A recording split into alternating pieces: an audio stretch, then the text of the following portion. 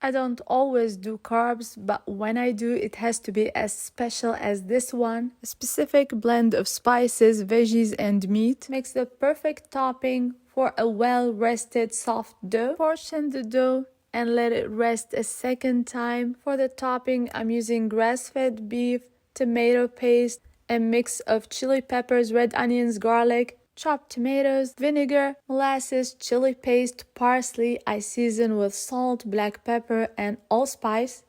Mix well and on top of a strainer to drain all the liquid. A well-rested dough is so key. I'm gonna preheat a cast iron or a non-stick pan. Roll the dough very thinly. Top with the meat mixture. Spread well.